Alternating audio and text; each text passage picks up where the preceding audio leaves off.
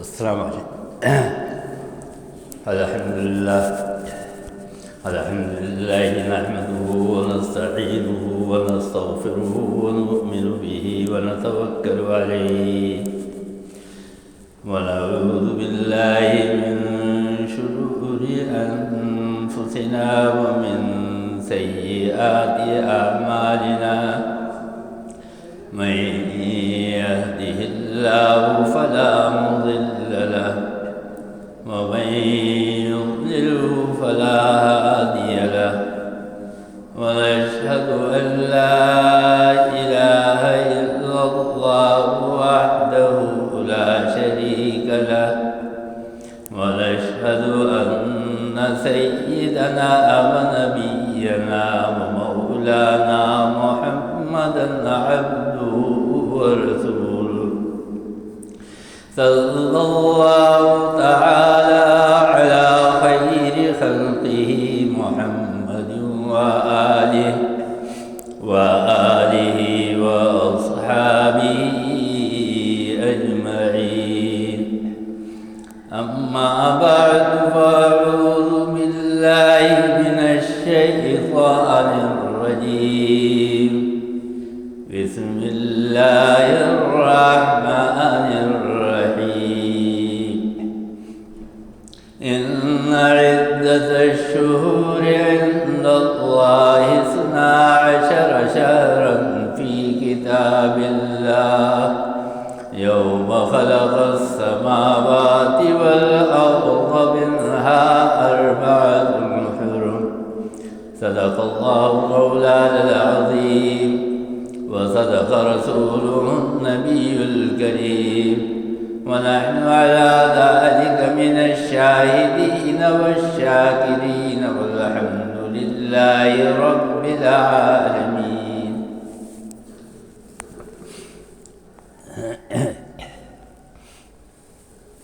وہ ٹیبل کے اوپر نا تقریر والا پرچہ رکھا ہوا ہے، وہ لیا دراز والے ٹیبل ہے نا، اس کے تقریر کا پرچہ ہے، وہ لیا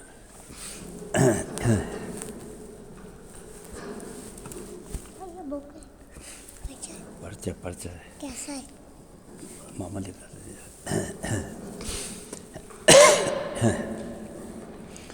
بزرگان محترم اور برادران عزیز،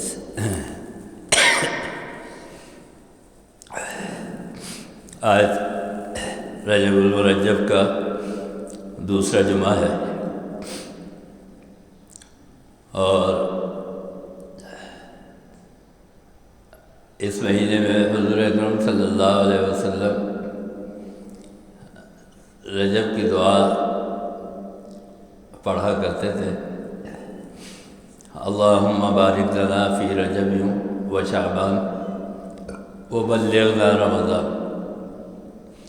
اے اللہ رجب کے مہینے میں برکت عطا فرما اور شعبان کے مہینے میں، اور ہمیں رمضان تک پہنچا دیں. اصل میں برکت کے معنی آتے ہیں زیادتی کے، بڑھانا، کسی چیز کا اضافہ ہونا. تو جب اور نعمتوں کے اندر اضافہ ہوگا، برکت ہوگی، زیادتی ہوگی اور چیزیں جو ہے وہ بڑھ جائیں گی، تو قدرتی طور پر اس دعا کے نتیجے میں انسان کی عمر بھی رمضان تک بڑھ جائے گی. اگر دعا قبول ہو گئی تو رمضان تک ہم اور آپ انشاءاللہ پہنچ جائیں گے اور رمضان کی سعادتوں سے اور برکتوں سے معلومات ہوں گے. اللہ تعالیٰ سب کو یہ سعادت نصیب فرمائے. رجب کے معنی آتے ہیں عربی میں عظمت کے، اور مرجب کے معنی آتے ہیں بزرگی کے۔ یہ مہینہ جو ہے یہ بہت عظمت والا ہے۔ ہم کہتے ہیں نا کہ فلانا آدمی جو ہے وہ بہت عظیم لیڈر تھا، تو اس کا مطلب یہ ہوتا ہے کہ بلندی کا جو انتہائی درجہ ہوتا ہے، بڑے سے بڑا درجہ ہوتا ہے، اس کے اوپر وہ آدمی فائز تھا۔ تو مہینوں کے اندر یہ مہینہ جو ہے یہ بزرگی والا مہینہ ہے، اور اس کی بڑی عظمت ہے، اس کی بڑی فضیلت آئی ہے۔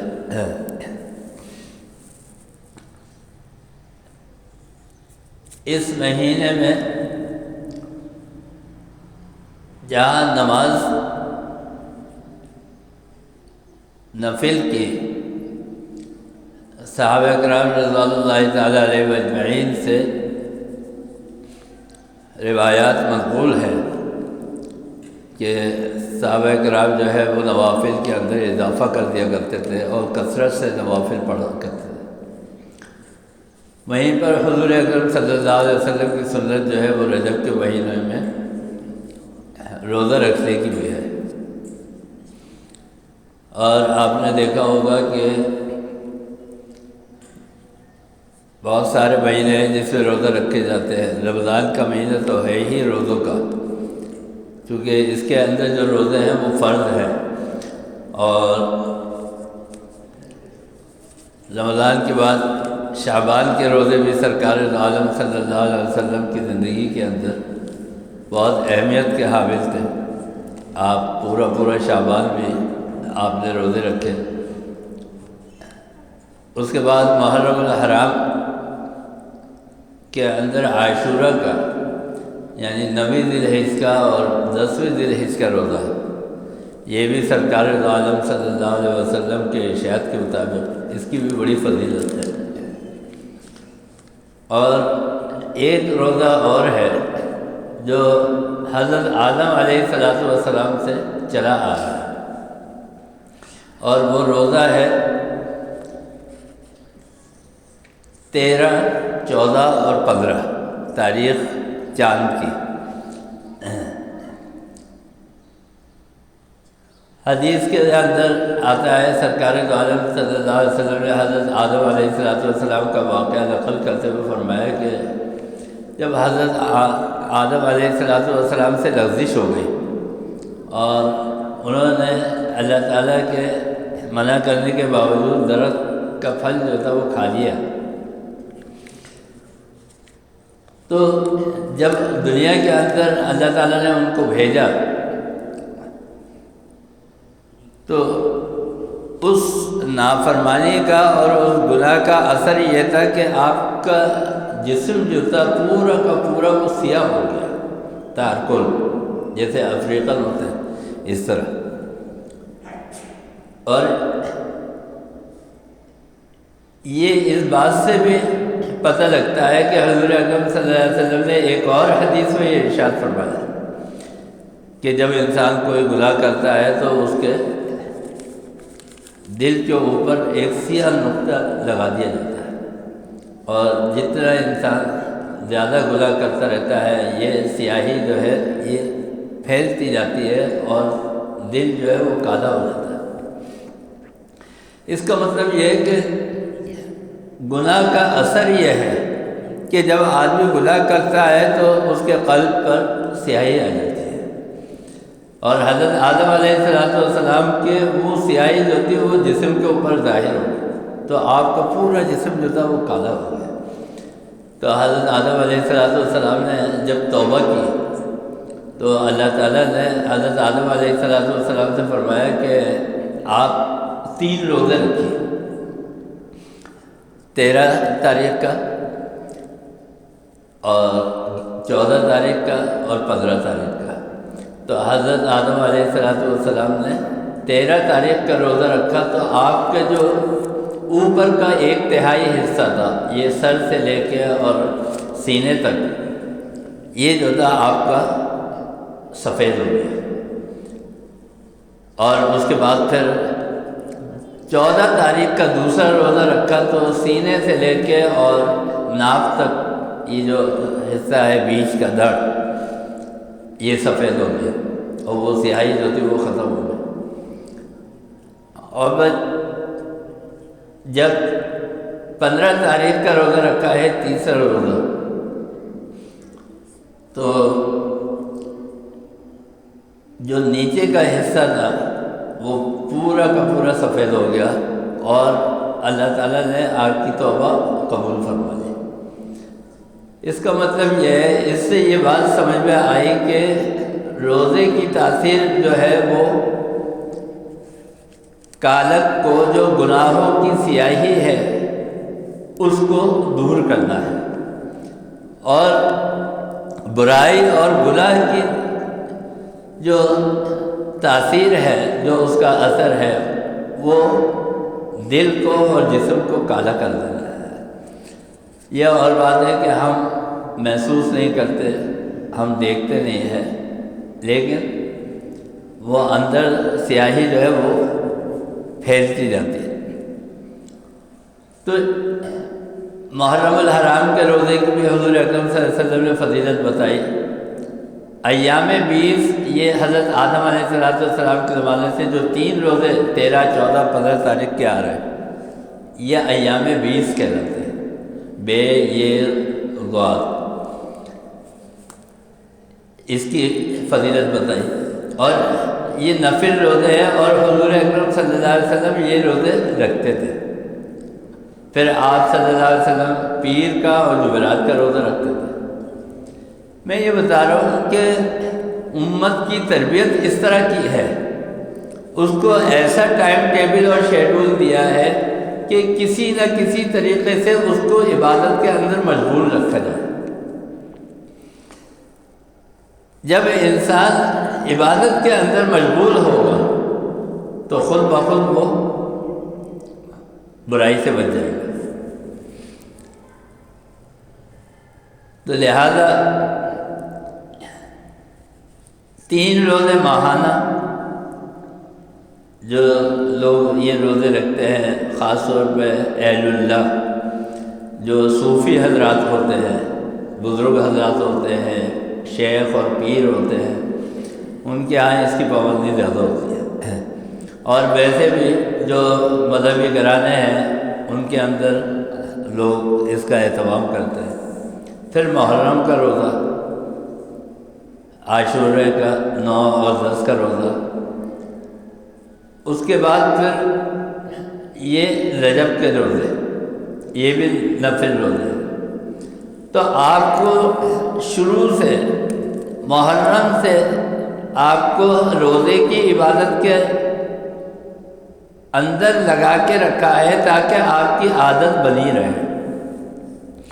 اسی لیے جو لوگ یہ نوافل روزے رکھتے ہیں ان کو وہ عادت پڑی رہنے کی وجہ سے رمضان کے اندر مشکل نہیں ہوتی۔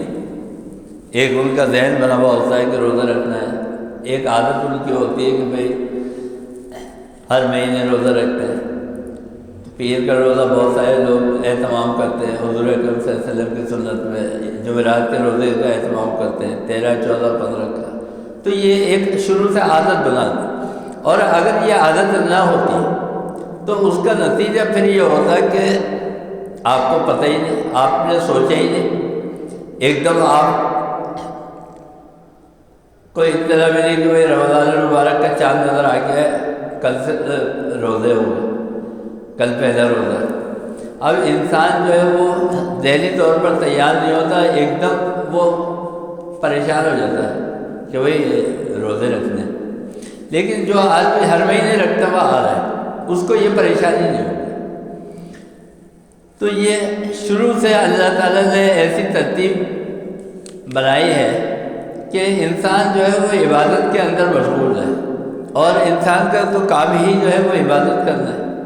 وَمَا خَلَقْتُ الْجِنَّ وَالْإِنسَ إِلَّا لِيَعْبُدُونِ، ہم نے جن اور انس کو اس لیے پیدا کیا ہے صرف اس لیے پیدا کیا ہے تاکہ وہ اللہ کی اطاعت کرے۔ یہ مقصد نہیں ہے کہ وہ ہر وقت بس سجدے میں رہے، نماز پڑھتے رہے، قرآن پڑھتے رہے، ذکر کرتے رہے، نہیں، جو کام بھی کرے وہ اللہ کے حکم کے مطابق صحیح طریقے سے کرے۔ دفتر میں کام کر رہا ہے انسان تو جائز طریقے سے اپنی روزی کو حلال کر کے ڈیوٹی کرے، یہ اللہ کی اطاعت ہے۔ یہ آدمی جو ہے یہ اللہ کی عبادت کے اندر مشغول ہے۔ بہت سارے لوگ ہم نے ایسے دیکھے، مجھے اپنے ڈپارٹمنٹ میں زیادہ تجربہ ہوا، 4 مہینے لگا رہے ہیں، 40 دن لگا رہے ہیں، ڈیوٹی پوری نہیں کر رہے۔ تو میں اکثر ان کو نصیحت کرتا تھا، تنبیہ کرتا تھا کہ یہ جو آپ چلے لگا رہے ہیں اس کا فائدہ نہیں ہے۔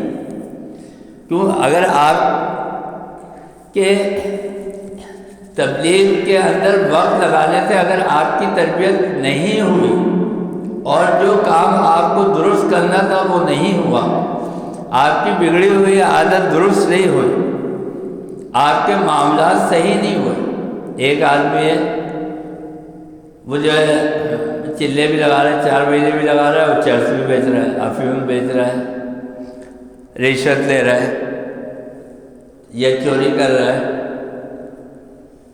یہ کیا ہے؟ یہ عبادت اس کی قبول نہیں ہے۔ کیوں؟ اس لیے کہ مقصد تو یہ ہے کہ آپ کے معاملات صحیح ہو جائے، آپ کے اخلاق صحیح ہو جائے۔ مقصد یہ نہیں ہے عبادت کا کہ آپ ہر وقت نماز یا قرآن کے اندر لگے رہیں، ہر وقت ذکر، بلکہ جو کام بھی کریں وہ اللہ اور اس کے رسول کی اطاعت کے اور ارشاد اور حکم کے مطابق کریں، یہ ہے عبادت۔ ایک آدمی جھوٹ بولتا ہے اور عبادتیں کرتا ہے تو اس کی عبادتیں بیکار ہیں۔ کیوں؟ اس لیے کہ عبادت سے تو اس کی زندگی کے اندر تبدیلی آنی چاہیے تھی۔ اگر وہ تبدیلی نہیں آ رہی ہے تو اس کا مطلب یہ ہے کہ اس کی عبادت جو ہے وہ قبول نہیں ہو رہی۔ تو بہرحال میں یہ عرض کر رہا تھا کہ یہ روزے کی عبادت جو ہے یہ اللہ تعالیٰ نے رکھی ہے، حضور اکرم صلی اللہ علیہ وسلم کی سنت ہے، اور کسی روزے کی فضیلت نہیں بتائی گئی۔ رمضان کے روزے رکھے ثواب ہے، محرم کے رکھے ثواب ہے، ایام 20 کے رکھے ثواب ہے، شعبان کے رکھے ثواب ہے۔ کسی کے متعلق یہ نہیں بتایا کہ آپ یہ روزہ رکھیں گے تو اس کے بدلے میں آپ کو یہ ملے گا، آپ محرم کے روزے میں رکھیں گے تو اس کے بدلے میں آپ کو یہ اجر ملے گا۔ رجب کے مہینے کے روزے کے متعلق حضور اکرم صلی اللہ علیہ وسلم نے حدیث میں ارشاد فرمایا کہ جو آدمی رجب کے روزے رکھے، پورے نہیں،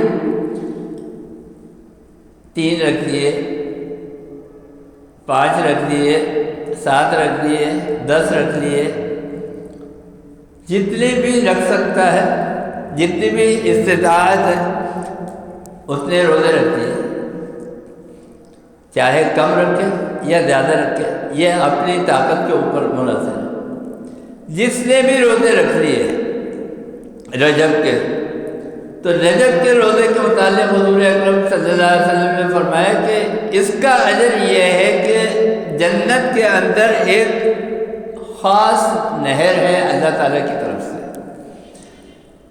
مطلب یہ کہ جنت کے اندر شراب بھی ہوگی، دودھ بھی ہوگا، پھلوں کا جوس بھی ہوگا، ساری چیزیں ہوں گی، اور جنتی جو ہے اس کے ذائقے سے اور اس کے پینے سے جو ہے وہ انجوائے کریں گے، لطف اٹھائیں گے، فائدہ اٹھائیں گے، اس کا ذائقہ لیں گے۔ جیسے ابھی بھی ہم اپنی زندگی کے اندر کبھی کوئی چیز کھا رہے ہیں، کبھی کوئی چیز کھا رہے ہیں، کبھی کسی چیز کے لیے دل چاہتا ہے تو گھر والے فرمائش کرتے ہیں کہ ہمیں وہ چیز کھانی ہے۔ تو جنت میں ایک نہر ہوگی، وہ ہر کسی جنتی کے لیے نہیں ہوگی، بلکہ وہ مخصوص ہوگی ان لوگوں کے لیے جو اس مہینے میں، رجب کے مہینے میں روزے رکھتے ہیں۔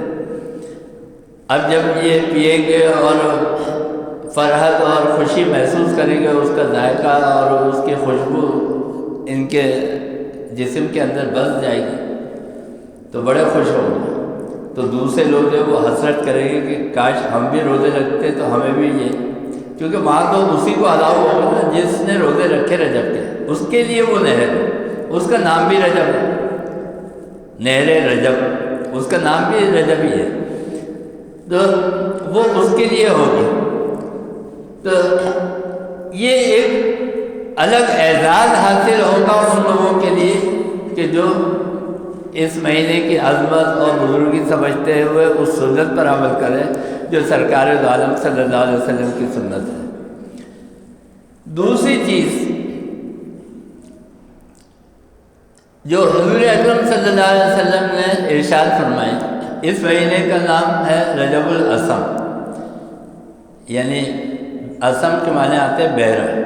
قرآن کریم کے اندر ایک آیت ہے صم بکم عمی فهم لا یرجعون، تو یہ اسم کے معنی آتے ہیں بہرا ہونا۔ حضرت ابراہیم علیہ السلام کے شریعت کے اندر رجب کے مہینے میں لڑائی کرنا منع تھا، لڑائی جھگڑا قتل و قتال یہ منع تھا۔ اس کے بعد حضرت ابراہیم علیہ السلام کے بعد جتنے بھی انبیاء کرام علیہ السلام آئے ان کی شریعت میں بھی یہ حکم باقی رہا، اسی لیے بنی اسرائیل آج بھی اس بات کو تسلیم کرتے ہیں، لیکن وہ اور باتیں عمل نہیں کرتے۔ دوسری چیز جو آپ نے ارشاد فرمائی سرکار دو عالم صلی اللہ علیہ وسلم نے فرمایا کہ لِأَنَّ الْكِرَامَ الْكَاتِبِينَ، لِأَنَّ الْكِرَامَ الْكَاتِبِينَ يَكْتُبُونَ الْحَسَنَاتِ، یکتب کے معنی آتے ہیں وہ لکھتے ہیں، اور حسنات جو ہے وہ حسنہ نیکیوں کی جمع ہے، اس کے معنی آتے ہیں نیکی، تو نیکیوں کو لکھتے ہیں۔ فی ھذا الشہر، اس مہینے کے اندر، یعنی لکھتے تو وہ 12 مہینے ہیں، پورے 12 مہینے، لیکن اس مہینے کے متعلق حضور اکرم صلی اللہ علیہ وسلم فرماتے ہیں کہ لِأَنَّ الْكِرَامَ الْكَاتِبِينَ يَكْتُبُونَ الْحَسَنَاتِ فِي هَذَا الشَّهْرِ فَلَا يَسْمَعُ صَرِيرَ الْقَلْبِ، فَلَا يَسْمَعُ نہیں سنتے، نہیں سنائی دیتا، فَلَا يَسْمَعُ صَرِيرَ الْقَلْبِ، جو لکھتے ہیں اس کی آواز نہیں آتی۔ چھٹے آسمان کے اوپر ایک مقام ہے، اس مقام کو کہتے ہیں مقام صریف الاقلام۔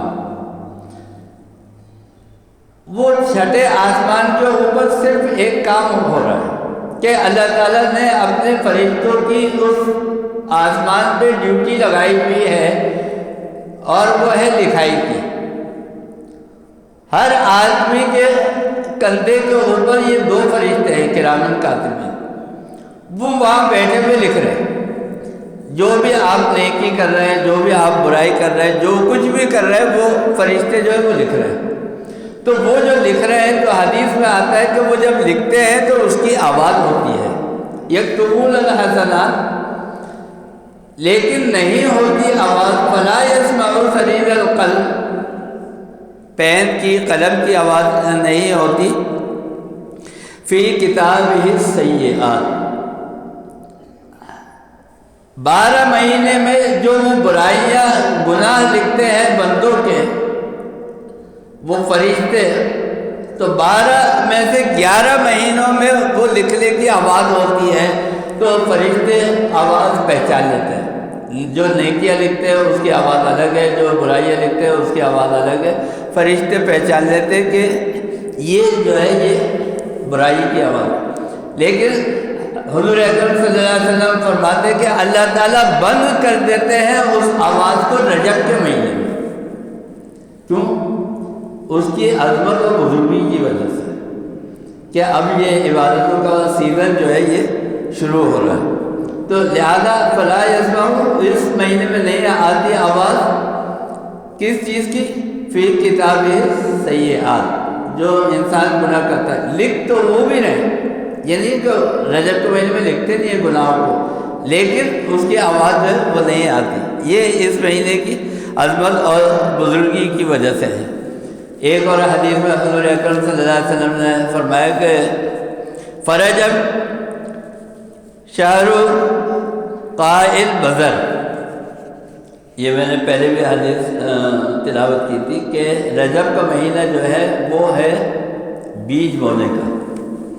جس طرح کوئی فصل بوئی جاتی ہے تو پہلے بیج بوتے ہیں، پروسیس ہوتا ہے، پھر بیج بونے کے بعد پھر اس کو پانی دیا جاتا ہے، کھاد ڈالی جاتی ہے، پانی دیا جاتا ہے۔ تو رجب کے بعد کا مہینہ ایسا ہے جیسے پانی دینے کا مہینہ، شہر السقی، پانی دیے جاتا ہے۔ حضور اکرم صلی اللہ علیہ وسلم فرما رہے ہیں کہ یہاں سے آپ کی عبادتوں کی ابتدا ہو گئی، یعنی رجب کے مہینے میں عبادتیں تو انسان کر رہا ہوتا ہے، شروع سے کر رہا ہوتا ہے، لیکن کچھ مہینوں کے اندر عبادتوں میں اضافہ ہو جاتا ہے، اور چونکہ رمضان المبارک کا مہینہ قریب ہوتا ہے تو انسان کا ذہن جو ہے اس طرف متوجہ ہونا شروع ہو جاتا ہے، عبادتوں کی طرف۔ تو فرمایا کہ شہر السقی، یہ شعبان کا مہینہ جو ہے یہ ایسا ہے جیسے پانی دینے کا مہینہ۔ کیا مطلب؟ پہلا مہینہ تو وہ ہے کہ جس طرح آپ کوئی کاروبار کر رہے ہیں، آپ نے پیسہ انویسٹ کیا، اور دوسرا پروسیس اس کا یہ ہوتا ہے کہ کسی بھی کاروبار میں انویسٹ کرنے کے بعد اگر آپ ایسے ہاتھ پہ ہاتھ رکھ کے بیٹھ جائیں تو پھر آپ کا پیسہ جو ہے وہ ڈوب جائے گا، آپ کو نفع نہیں ہوگا۔ لہذا اس کے لیے آپ کو کیا ہے، بھاگ دوڑ کرنی پڑتی ہے۔ کہیں آپ کمپنی کو آرڈر دے رہے ہیں، کہیں آپ جو ہے سامان منگوا رہے ہیں، کہیں اس کی پیکنگ کر رہے ہیں، کہیں اس کو پبلش کر رہے ہیں۔ یہ سارے پروسیس سے کر کے انسان جو محنت کرتا ہے، کہیں سے آپ پارٹیاں پکڑ رہے ہیں۔ جب انسان کوئی کام کرتا ہے تو کہتا ہے بھائی پارٹی پکڑ کے لاؤ، اپنے دوستوں میں احباب میں کہتا ہے پارٹی پکڑ کے لاؤ، تو یہ بھی اس کاروبار کا ایک حصہ ہے۔ جب انسان یہ ساری محنت کرتا ہے تو پھر حضور اکرم صلی اللہ علیہ وسلم فرماتے ہیں کہ رمضان شہر الحصاد۔ اب یہ رمضان کا مہینہ جو ہے یہ کیا ہے، نفع کمانے کا ہے۔ اب اس کے اندر انسان نے جو بیج لگایا، پھر اس کو پانی دیا، محنت کی، اس کا مطلب کیا ہے کہ رجب کے مہینے میں آپ نے ابتدا کی اور شعبان کے مہینے میں آپ نے محنت میں اضافہ کر دیا، محنت آپ نے زیادہ کر دی۔ پھر رمضان المبارک کا مہینہ آتا ہے، جب آپ رجب سے تیاری کرتے ہوئے آ رہے ہیں، عبادتوں کی ابتدا کرتے ہوئے آ رہے ہیں، تو اب قدرتی طور پر آپ کا ذہن بھی بنا ہوا ہوگا اور آپ کا جسم جو ہے وہ اس کے لیے، عبادت کے لیے طاقت کے لحاظ سے تیار بھی ہوگا، اس کے اندر قوت، طاقت، انرجی ہوگی۔ حضرت مرزا مظہر جانے شہید رحمۃ اللہ علیہ کے متعلق لکھا ہے کہ جب کسی جنگ کے اندر مسلمانوں کے لیے جہاد کا اعلان ہوا تو بہت سارے لوگوں نے اس کا ارادہ کیا کہ ہم بھی جہاد کے اندر جائیں گے۔ تو حضرت مرزا مظہر جانا شہید رحمۃ اللہ علیہ جو ایک بڑے بزرگ تھے، ان کو دیکھا کہ وہ کچی زمین کے اوپر، پتھریلی زمین جس کے اوپر پتھر وغیرہ چھوٹے چھوٹے کنکر پڑے ہوتے تھے، اس کے اوپر وہ دوڑ لگا رہے ہیں، اس کے اوپر ٹہل رہے ہیں۔ تو کسی نے پوچھا حضرت یہ جو ہے آپ کیا کر رہے ہیں؟ تو فرمایا کہ اتنا عرصہ، اتنی زندگی جو ہے وہ آرام اور سہولتوں کے اندر گزری ہے، تو اپنے آپ کو تھوڑا سا تیار کرنے کے لیے میں مشقت والا کام کر رہا ہوں کہ کہیں پتھروں کے اوپر چل رہا ہوں، کہیں اور ہتھیار چلانے کی جو ہے وہ پریکٹس کر رہا ہوں، یہ سارے کام۔ تو جب انسان کو ایک چیز کی عادت ہوتی ہے تو قدرتی طور پر پھر اس کو جب وہ کام آتا ہے، رمضان المبارک کا مہینہ آتا ہے، تو پھر اس کو جو ہے وہ مشکل نہیں ہوگی، ابھی سے میں نے بہت سارے لوگوں کو کہتے سنا، کہتے ہیں بھائی ہمیں جو ہے وہ روزہ بڑا مشکل لگتا ہے، روزے کی عادت نہیں ہے، میں تو نہیں رکھ سکتا۔ بھائی عادت کیا نہیں ہے؟ عادت اس لیے نہیں ہے کہ ہر وقت صبح شام جو ہے ہم وہ کھانے پینے کے عادی ہیں، تو آدمی اگر تھوڑا سا اس کے اوپر کنٹرول کرے گا رجب کے مہینے میں، شعبان کے مہینے میں، تو کیا ہوگا، رمضان کے مہینے کے اندر جو ہے وہ پہنچ کر اس کو مشکل نہیں ہوگی۔ تو یہ جو تیاری ہے یہ اس لیے ہے، حضور اکرم صلی اللہ علیہ وسلم کی طرف سے نصیحت اس لیے ہے تاکہ ہم اور آپ جو ہے وہ ذہنی طور پر تیار ہو جائیں۔ اور اب آپ نے دیکھا ہوگا کہ آخر ہفتے کے اندر 27ویں رجب کو ایک واقعہ،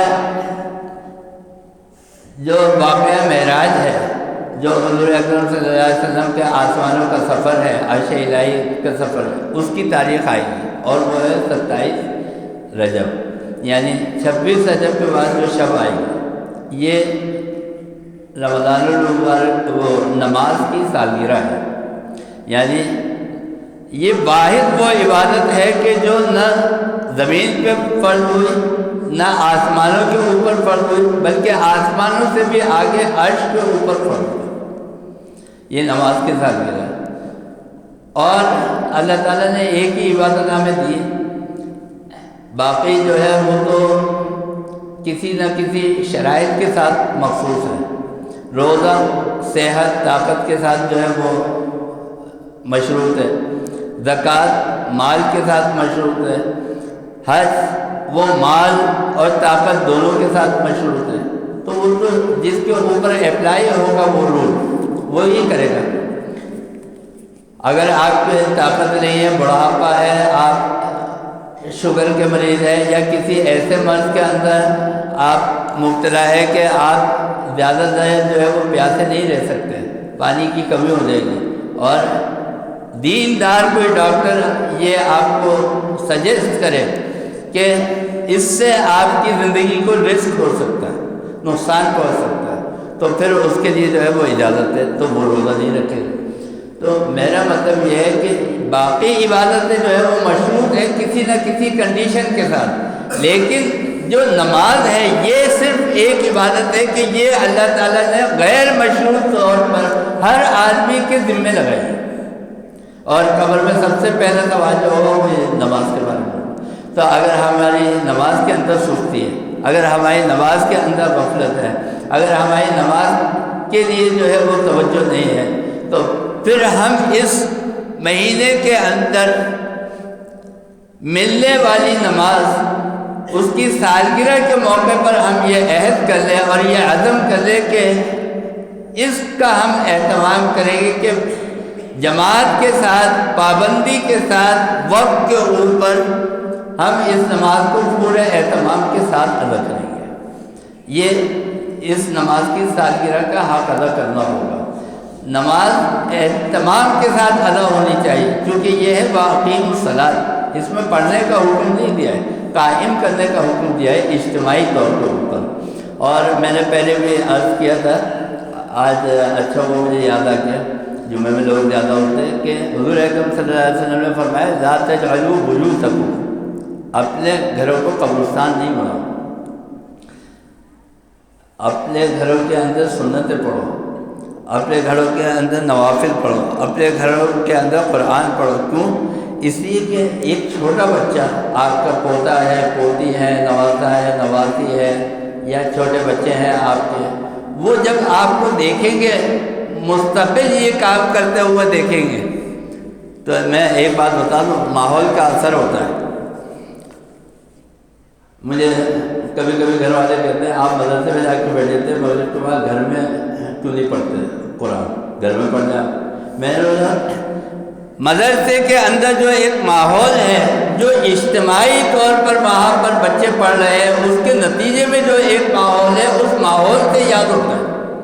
آپ کوشش کر کے دیکھ لیں، حفظ اللہ ماشاء اللہ اگر کوئی گھر میں کر لے تو کر لے، ورنہ گھر میں نہیں کر سکتا۔ کر ہی نہیں سکتا، ماحول نہیں ہے وہ۔ اس ماحول میں جب آتا ہے، اس ماحول کے اثرات اس کے اوپر ہوتے ہیں، ان اثرات کی وجہ سے اس کی زبان کے اوپر وہ قرآن جاری ہوتا ہے۔ تو جب آپ کے بچہ، آپ کے پوتا پوتی جب وہ یہ دیکھیں گے کہ بھائی اماں جو ہے وہ نماز پڑھ رہی ہے، ابا جو ہے وہ نماز پڑھ رہے ہیں، قرآن گھر کے اندر پڑھا جا رہا ہے، تو ان کے دماغ میں پھر یہ بات بیٹھے گی کہ ہاں یہ بھی جس طرح ابا نوکری پہ جاتے ہیں وہ ایک کام ہے نا، اسی طرح یہ بھی ایک کام ہے۔ جس طرح ابا یہ کام کر رہے ہیں اسی طرح ہمیں بھی یہ کام کرنا ہے۔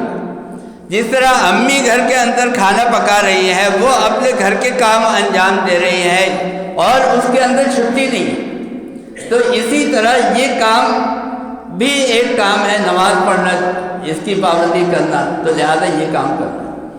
تو اگر آپ، میں یہ بتا رہا تھا کہ ماحول کا اثر ہوتا ہے، اگر آپ نماز پابندی سے پڑھیں گے تو آپ دیکھیں گھر کا بچہ جو ہے وہ بھی پابندی سے آپ کے ساتھ نماز کے لیے آئے گا، اور اگر آپ نماز میں سستی کریں گے، کبھی پڑھیں گے کبھی چھوڑیں گے، تو آپ کے گھر والے، آپ کی خواتین، آپ کے بچے، اس پہ بھی اثر پڑے گا، وہ بھی کبھی پڑھیں گے کبھی چھوڑیں گے۔ اور اسی لیے قرآن کریم کے اندر فرمایا، بس یہ بتا کے میں ختم کرتا ہوں، فرمایا گیا فَوَيْلٌ لِّلْمُصَلِّينَ الَّذِينَ هُمْ عَنْ صَلَاتِهِمْ سَاهُونَ۔